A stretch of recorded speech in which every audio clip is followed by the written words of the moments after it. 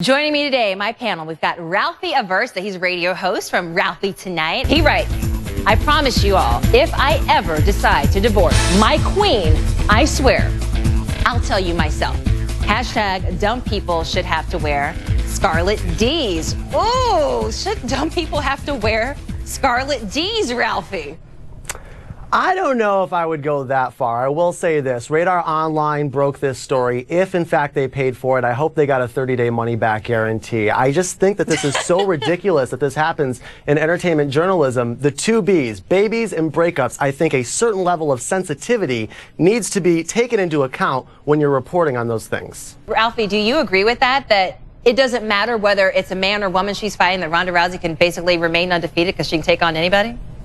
Yeah, I mean, I don't know if she could beat a man, to be perfectly honest with you. I think so long as she continues to fight women, she will be. But again, I agree with Ronda that it doesn't matter. I mean, an ESPN survey came out not too long ago, and more people identified as WNBA fans than fans of the PGA. So this whole narrative that we don't care about women's sports and women in sports in America is factually incorrect. The U.S. women's soccer team proving that, Ronda Rousey as well. Ralphie, why do you think it is that we get so into these celebrity couples that we feel pain when they decide to divorce, even though we don't really know them?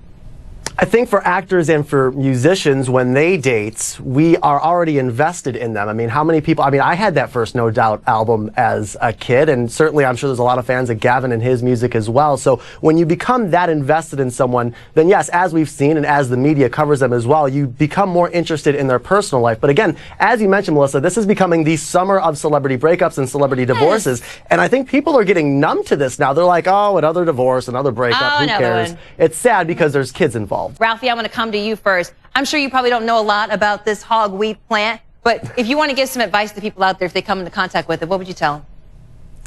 Don't take a selfie with it. Thank Call you! authorities. That is the best advice ever!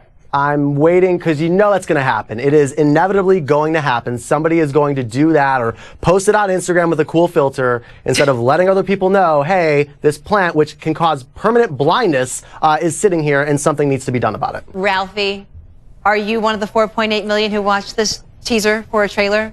Only because I thought I might have to talk about it here on The Daily Share. That's the only reason why I would waste my time watching a trailer for a trailer. I'm sorry. I'm giving 20th Century Fox the big L on this one for a couple reasons. That In a World thing is so played out. You have Ryan Reynolds. Who wants to see Ryan Reynolds in a mask? Kristen, oh, that's Melissa, true. you guys No, that's don't want to see Ryan Reynolds in a mask. No, okay? you bring up a good point. You bring up a good point. I don't want to see him in a mask. I mean, he does look good in that suit, though. I will say that. He does look good. But go on, and the trailer of a trailer thing, we live in such an overhyped society. It kind of turned me off a little bit. And there's going to be like a million cuts of this trailer as well. The movie's coming out in less than a year anyways. Ralphie, Kristen, Pete, thanks guys so much for joining me to break down the social index on The Daily Share.